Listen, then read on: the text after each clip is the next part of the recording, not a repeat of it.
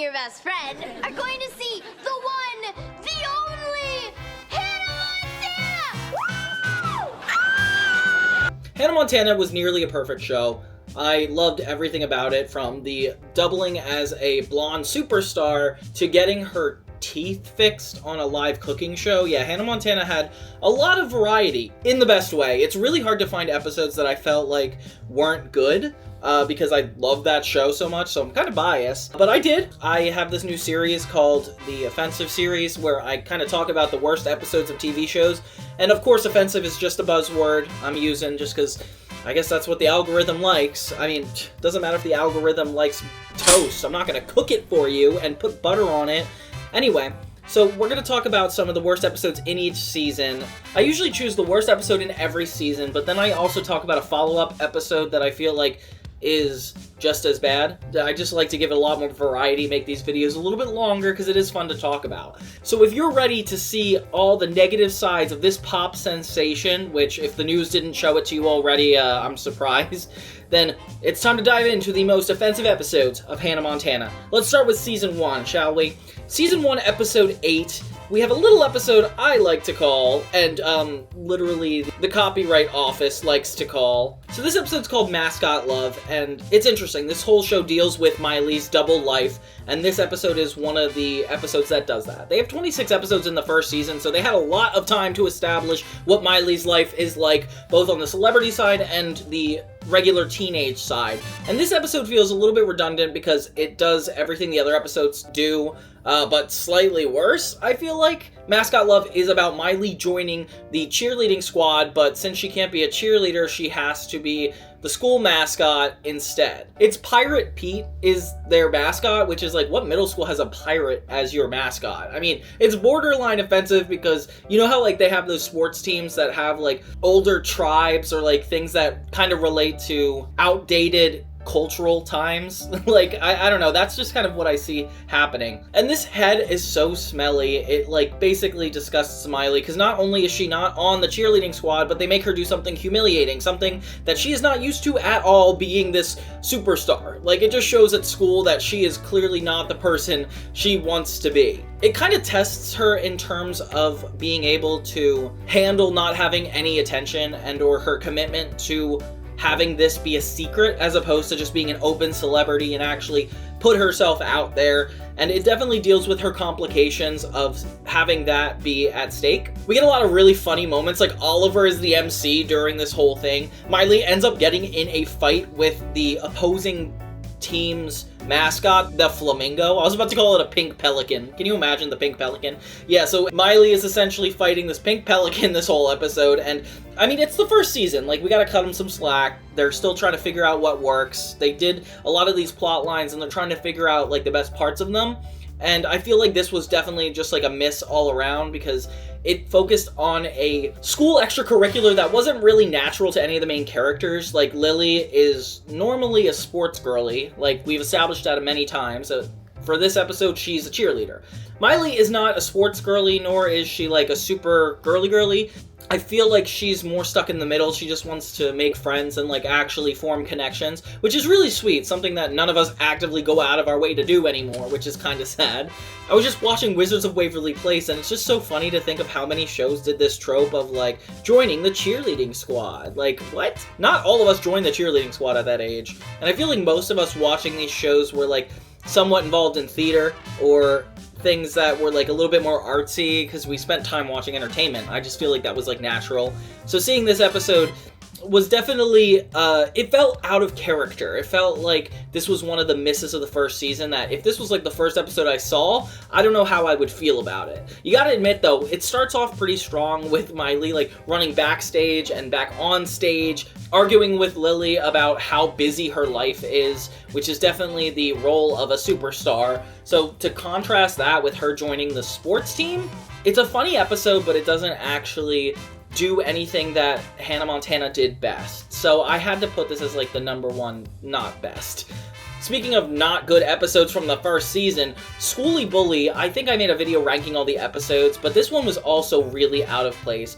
Schooly Bully is season 1, episode 23. So this is like toward the end of the first season. Like they should definitely have their bearings around this time. Like Miley in this episode is focused on dodging a school bully, something that doesn't feel like it represents Hannah Montana necessarily at all. The only connection this episode had to Hannah Montana is the incorporation of Roxy, which, by the way, is one of my favorite characters. Like, I'm so happy we get a Roxy episode, and it's a funny concept. It's basically Miley can't defend herself at school, so she has her bodyguard from the Hannah Montana world come in and defend her, which is so crazy. It's definitely a funny concept, but I feel like they didn't lean into the joking part of it. They more so just used it as a plot device to try to communicate a couple things.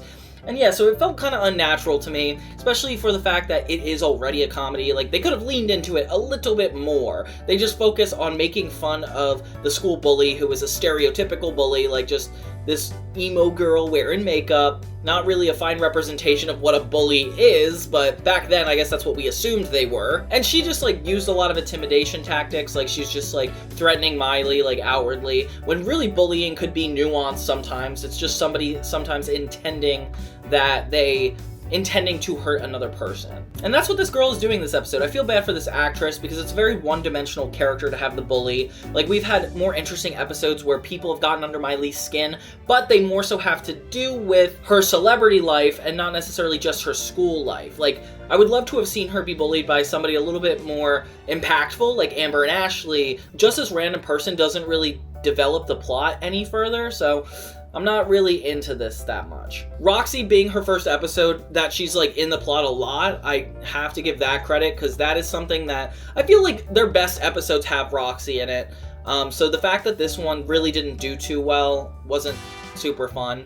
They kind of play a lot on the bullying where it's like Miley getting hurt or Lily being intimidated. Like, it doesn't really show them like having their character flaws put on blast or giving them an obstacle to overcome as well as other episodes. Like, it's hard because Hannah Montana is one of the best shows I've ever seen, so going against it and being like, this is not a good episode is very nuanced for me. But I would say that this one feels just so off, and it could have been a Disney XD show at this point. They have a little side plot with the guy from Malcolm in the Middle, which I find really cool. It's funny to think that, like, Robbie and Jackson end up doing, like, this father-son getaway, but they get put in a cabin with a giant heart-shaped bed, and then they get snowed in and can't leave. Something that really doesn't have anything to do with the original A-plot. Like, it's just two random plots going separately. I mean, you gotta hand it to them. The second part is really funny. I love that we get to see Jackson and Billy Ray try to, like, talk their way out of this snowstorm. They end up getting stuck with the guy from Malcolm in the Middle, and he actually has a dummy, which is horrifying. I hate when shows have a character have a wooden dummy. Like, it's definitely owned by Goosebumps, Night of the Living Dummy, and I don't know why we have to bring it to Disney Channel, you know? Anyway, overall, this episode is just a little off. I don't think it represents the show too well, so that's kind of where I'm coming to with this.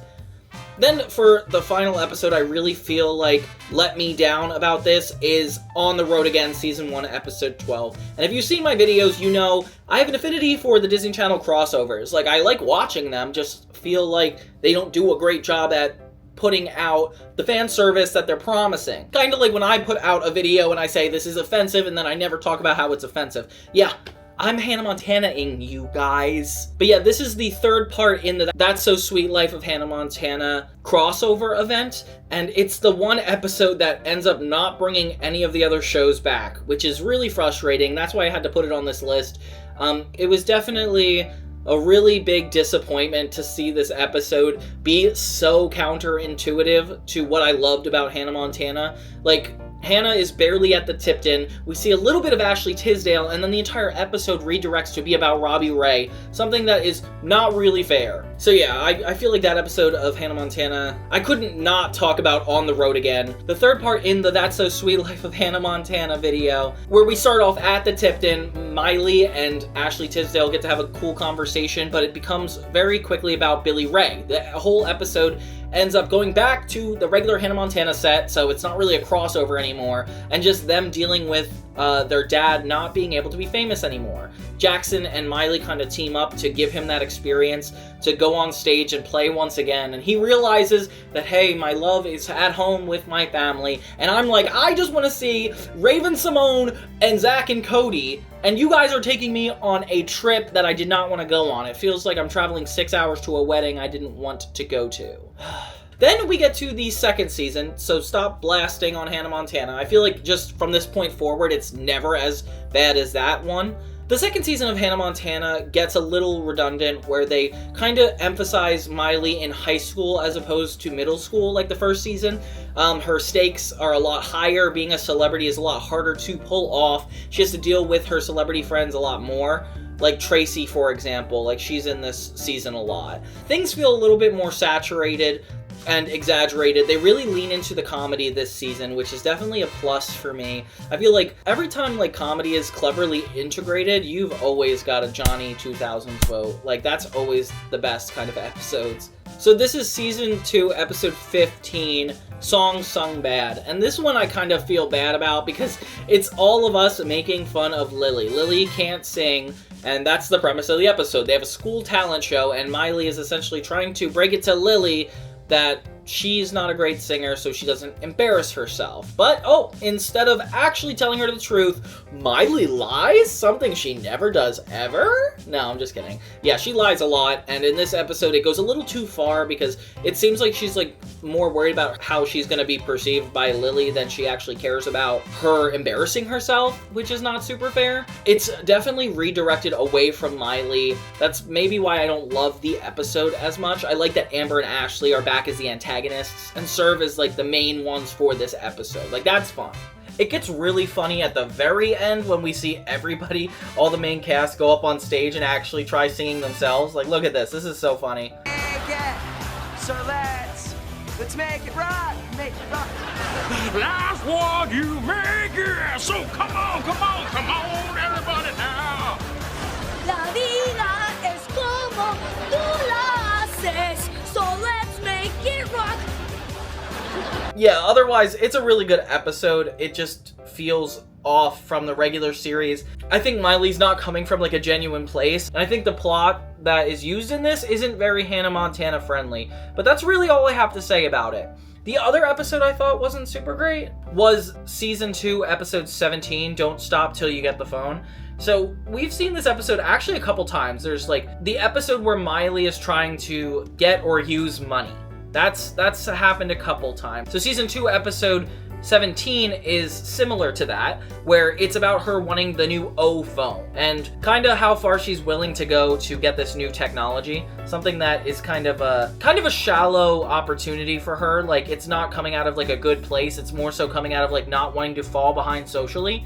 I mean, it makes sense. If you're Hannah Montana, you want to keep up with pop culture, especially since you borderline are pop culture, Miley. Like seeing her have to struggle with this regresses her character a lot, especially since it's happening at like the middle of season 2. I feel like she's a little bit better than this at this point. It goes way too far when we have our guest star in this episode, Mr. Dwayne "The Rock" Johnson. Moral of the story, during the episode, Miley gets a picture of her secret being revealed, essentially. Everybody will know she's Hannah Montana if this picture is released. So there's a lot at stake, and that's really good for the episode. I think that's like one of my favorite parts of this episode, aside from Dwayne "The Rock" Johnson's guest appearance. And she's willing to go really far in order to get this picture taken down to a point where she starts being rude to other people. It's so funny because it parodies that idea of like Spider-Man, like when Peter Parker worked at the Daily Bugle and he kept taking pictures of himself just to tell people. I love that Hannah Montana takes on that trope because it makes her seem more like a superhero. Like when I hear interviews about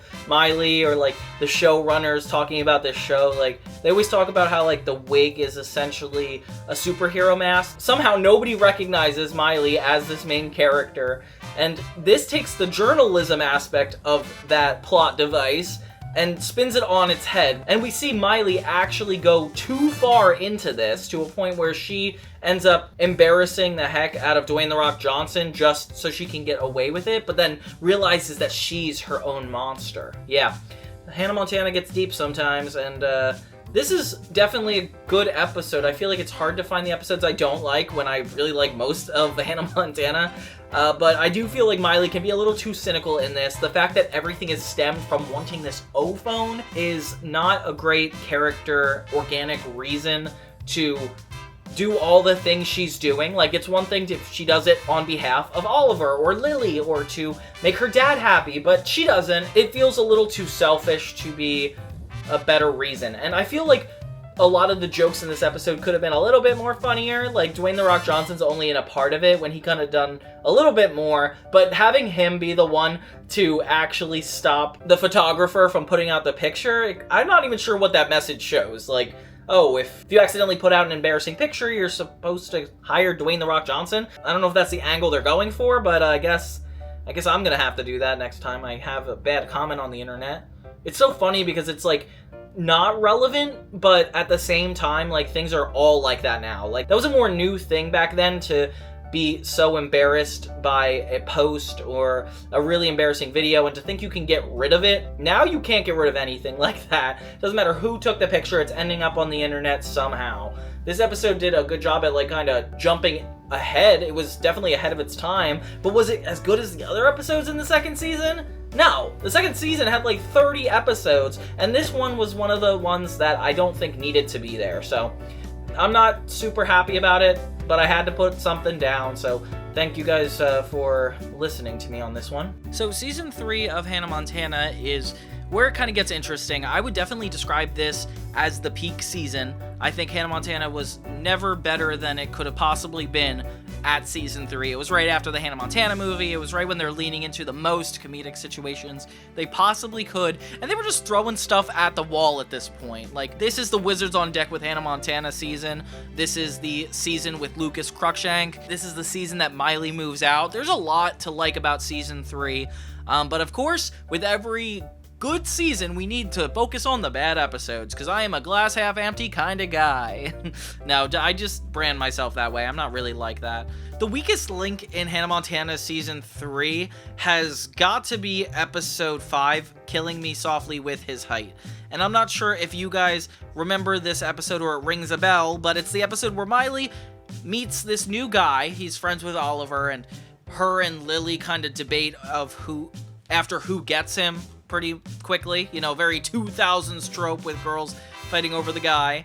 Miley ends up winning and falling for this guy until she realizes pretty quickly that he is short. And that's where I check out. I, too, am a short fella, and I get upset when that becomes like the central point of a plot line. Now I know how it feels like when they make weight jokes or like things that you can't control about yourself. Like, Hannah Montana really leans into it in this, and they've never done this before. Like, when has height been a super negative thing for the culture? I don't understand why it affects her so much. Like, this whole episode is her being insecure about being shallow or coming across shallow, and you could tell that almost everything she does in this is doubling down to not look bad. And it reminds me of a big publicity stunt, something that I think works really well within the realm of Hannah Montana. Like, she has this deep desire to be loved and liked, especially as half pop star, but she actually is not really Hannah Montana in this episode. The whole episode is about her and this guy. She ends up going on a date with him to prove that she's not shallow, but can't stop making fun of him the entire night. And they act like she's like a huge victim of it. They're like, oh my gosh, what if he gets a toy that's actually the same height as him? It just feels like it's going a little off the rails for no reason. She even has a flashback nightmare where she imagines herself as short, and I mean, that's a good moment for empathy. She's like, oh, that's how I would feel if somebody was making fun of me in that manner. But Miley, you're not even doing this for any good reason. You just feel self-conscious about the fact that he's too short.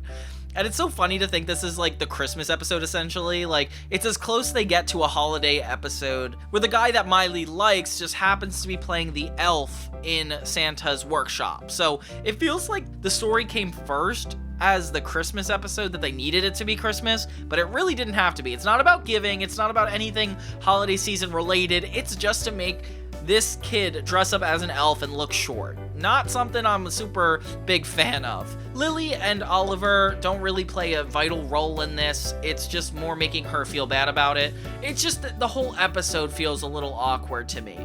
And season 3, like, when I said they throw stuff at the walls, they really do. Like, there's a whole episode where Miley goes on a cooking show and has to avoid breaking her teeth. Like, that's a good example of they were just having fun. And I really like that for the most part. Like, I liked that episode. There's a reason I didn't name it here. But there's also some really negative episodes. Like, for example, Season 3, Episode 20, the third part, once again, in a 3-part crossover special in which Hannah Montana disappointed. Yeah, from On the Road Again in Season 1, Episode 12, now Episode 20, we have Superstitious Girl, and it's actually doing a lot better than the first episode did at being a crossover. I mean, for instance, she's actually on the Tipton boat this entire episode, as opposed to the first 5 minutes. She has interactions with Mr. Mosby, Lily, her dad. Like, it's a lot of the elements of the Hannah Montana episode. It just feels like the background's changed. That's why it's good, but it's not great. It's them in a hotel. This could have been done in any setting. I don't know why Hannah Montana specifically had to do this plotline, but it is cool to see that Hannah is superstitious. Miley is barely in the episode. It's mostly Hannah, which I kind of like. That's a nice change of pace. And then they subtly weave in the characters from Sweet Life on Deck, but not enough to make a difference. Miley's looking for her mother's anklet this whole episode because she's worried that she's going to have really bad luck at this concert in Hawaii if she doesn't have that anklet. Lily is no help, just being the comedic relief the whole time. And the part that bothers me the most about this episode is the B-plot being about Oliver, Jackson, and Rico opening a package. Like, you're doing a full-on crossover episode, and you're telling me these guys are only worried about opening a package? It's just such a waste of time when you think about it, so I was just kind of annoyed at that whole concept. Otherwise, though, it's a really decent follow-up. I love that we get Miley and London interacting. It's something I really wish would have happened in that first 3-part episode, but I guess I'm glad to have it now. Rico, Jackson, and Oliver just make it horrible because it's like, I feel so bad that they weren't allowed to meet the rest of the cast. Miley never got to meet Selena. They like very carefully worked around them being in the same episode, and it ends on a 3-minute musical number that doesn't have anything to do with the Sweet Life on Deck cast. I don't know how to bash this episode harder because it's just so annoying to think that our expectations were so high for this to go so well. I think Robbie plays a funny role in this. He's seasick the entire episode, and seeing him not go anywhere is just a funny gag. Like, even using the porthole to throw up in was a good bit. Miley losing her wig was a really funny bit. I wish we had a whole episode about that, but the fact that it kind of jumps back to being a structure that Hannah Montana is familiar with is great. I think it's just the context. The context of the expectations of a 3-part crossover are not being met. So yeah, that's like one of the episodes I really felt like didn't represent season 3 so well. Kind of made the whole series look a little worse. But not worse than On the Road Again, so I guess fine. I guess that's just how it goes. And then I kind of have to point to episode 26, Come Fail Away. This is the episode with Lucas Cruikshank, the guy who plays Fred. And I talked about this episode in my Fred video. You should definitely check it out. But the whole premise is that Miley is up for a cartoon role, something that I think is a really, really interesting idea to read about. In execution, they could have done better. So in the episode, Miley's getting the part of a duck in an animated cartoon, something that was really common in the 2000s, 2010s, even till this day. It's cool to have celebrities portray new characters in newer movies. It makes you actually want to see it. I know the Smurfs have redone themselves like 4 times, and I'm getting a little tired of that, but I guess you'll save that for my revivals video. Miley can't get her character right because she wants to be the best voice actor after her first time of doing it. Sure, she's like a pop star, but she wants to be good at this too, and her insecurities in this episode is trying to be like the best voice actor she can be. Not a bad plot, but it is kind of annoying that it doesn't have anything to do with being a pop star, anything to do with being a teenage girl. It's just kind of making fun of Hollywood just long enough to be ridiculous. In the episode, Miley tries to get into her character by adopting a duck and learning how it works. So it's just her flapping her wings around the house, and Robbie is like, okay, this is getting sad. See, even Robbie realizes the third season has gone too far with this episode. It's at the tail end. Like, there's only 30 episodes in this season, so the fact that it's like toward episode 26, 27, it makes me think that they're just running out of ideas. Overall, like, there's some good jokes, and the fact that Lucas Cruikshank is in it is great, but why do we need to go here? This is not something a part of Miley's journey that I necessarily needed to know about. Looking back, I wish there was more things they covered that were different within the same realm, but this feels a little too out of character. Robbie's role in it as like kind of mentoring Miley to doing it and not giving up is really inspirational. I feel like Miley tries really hard in this episode to make this work, and that's something you have to admire. Like, she's a really hard worker despite the fact that she has diva-like tendencies, and seeing her like not be able to get it right just kind of makes you feel bad for her. Even up until the end, I don't think she can fully get it. It doesn't have like a great ending. It just bothers me that Lucas Cruikshank is in it so much, but not necessarily a big part of the episode. He could have done a lot more here, but the writers kind of limited this to the studio and Miley at school, and then learning from this duck, something that I don't think we needed to get in the Hannah Montana canon before the series ended. Yeah, like originally they said the third season might have been the last, so the fact that this would have been one of the last episodes, it really bothers me. I don't think that like comes into my judgment of it though. I don't think that's what makes it so bad. I think it just has comically unnecessary moments where it felt like maybe like a comedy writer tried to write this episode and make it just be one of the funnier ones, but it didn't necessarily get to that point. Miley just keeps failing and trying to follow Billy Ray, but nothing is availed. In the B-plot, we have Jackson actually trying to be a responsible adult, something that happens really often. It's very much him proving to his dad that he needs independence, but it's actually kind of funny because it's about Robbie texting and giving Jackson boundaries. He like doesn't know how to do it. He just texts and texts, and it's so funny watching an old man assume they know how to text. Like, I don't know why. It's just, I picture my dad being on the phone and being like, LOL, okay, haha. You know, like, they don't know how to do that. So Jackson's dealing with it is the funniest part. The fact he's so old for this part, he's like 30 at this episode. I feel like Robbie's only like 20 years older than him. That's weird to think about when you think about it. But yeah, overall, crazy episode. I wish Oliver was in it a little bit more. He's like barely in this. But Hannah Montana season 3, they went there. And I'm not sure if they liked going there, but they did. So yeah, Come Fail Away. That is definitely one of the worst ones. Then we have Hannah Montana Forever. So this is the 4th season. It's only 13 episodes this time around, and I put a lot of love into my final video for this show. I mean, I started this channel talking about this show specifically, and I had a lot of fun actually diving into all of these last episodes. Like, I take a really deep, intimate dive into how everybody progressed throughout the show and ends up by the end of the series, so definitely give that a look. But I do want to highlight some of the episodes that I thought were the worst and most unnecessary of this season. So they're on a ranch now. They're not at the usual locations they used to. It feels kind of like a reboot type revival setup where a lot's changed, but nothing is like completely altered, I guess. Like, the relationships are intact. Rico still works down at the boardwalk. A lot of things are similar, but there's a lot of things different. I think season 4, episode 3 is when things kind of got off the rails. This entire season is kind of about Miley and how she reveals her secret to the rest of the world. Something that I feel like they could have easily done in season 1, but they took their time to really develop her as a character, have funny episodes, have a lot of thoughtful things happen. Like, if this were current day, this would probably be the first season of Hannah Montana. You know, like her revealing the secret, dealing with the aftermath of it. And I'm glad that we actually got to have a slow burn when it came to it in this show. So I feel like the worst episodes in this season were things that didn't contribute to the slow burn, but made everything a lot longer and more of a drag. Something I hate to see when TV shows do. Like, don't waste my time like this, especially considering all these seasons of Hannah Montana before were gold. Like, there's a new high standard that now that they're in this new place, that they won't have as many good episodes. So I'm really rooting for this show to keep the energy of the original 3 seasons while also still being worth the watch. California Screamin' is not that. I feel like this is a Robbie-centric episode, Miley trying to make him happy and actually get him to date again. She thinks that Robbie is way too lonely and almost like borderline depressed, which is I feel like it reminds me of a Victorious episode where their teacher Psychowitz was sad, and then they just like looked back on his life and he got even more sad.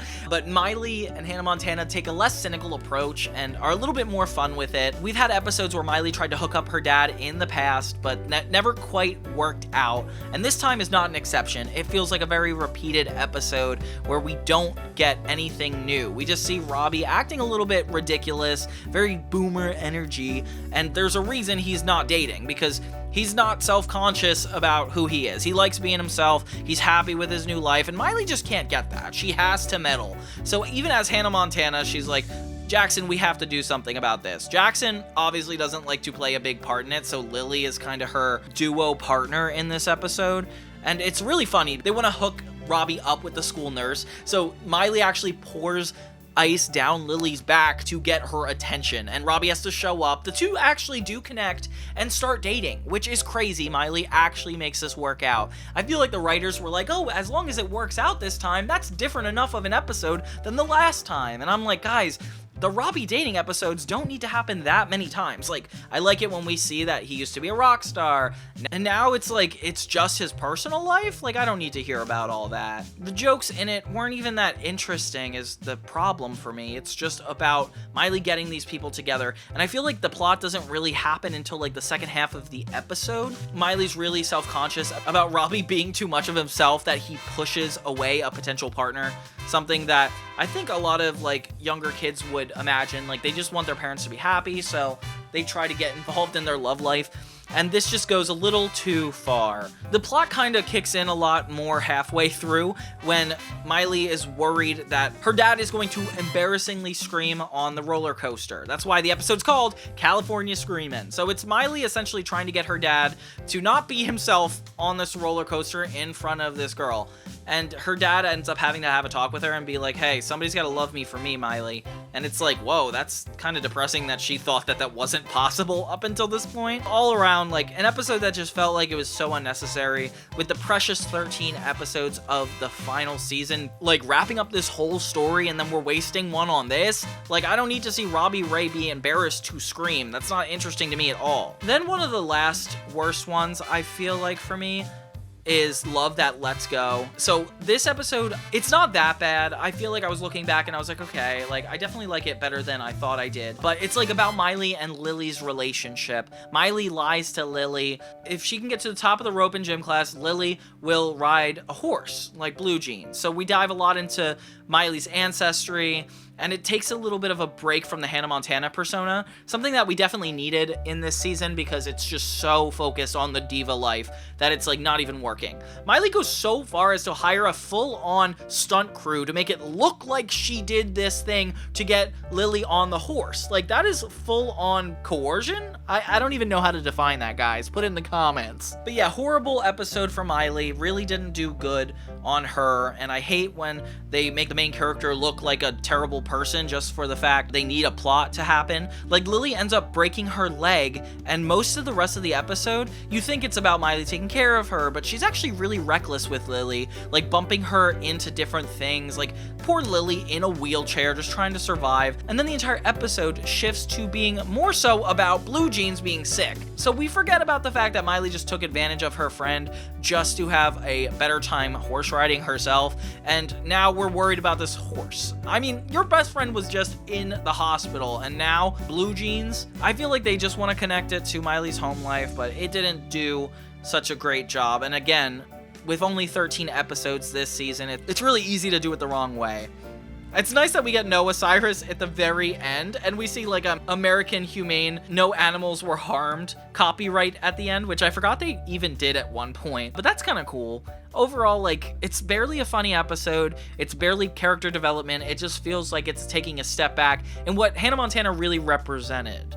So yeah, overall, season 1 through 4 of Hannah Montana, they definitely had some episodes that weren't perfect, but if I had to compare them to any other show like the Dan Schneider shows, iCarly, Victorious, this one is at least in good faith. Hannah Montana did a great job at juggling the double life of Miley Cyrus, all the flaws she went through, while being hilarious in the process. I feel like Disney Channel shows are usually good at being well written, they just have a tendency to not be as funny or entertaining. But Hannah Montana did everything in the world, and it did it so well, so it's so hard to find these pokes and flaws in it, but I'm so glad we got to actually talk about it here today. Like, I hope you guys don't not watch these episodes because of this, because they're really good episodes. I feel like they are definitely off kilter and taking away what made Hannah Montana so great. But what did you guys think? Is there worse episodes of Hannah Montana for you? I'd love to hear your thoughts and comments. Like, what characters didn't you like? I'm curious. For me, I really didn't like Jackson's new girlfriend in the last season. I feel like Sienna was just like so random, but we'll save that for a whole other video. Thank you guys so much for watching, and keep watching my videos. I appreciate your guys' support so much. Thank you guys for watching Johnny 2000, and have a great day.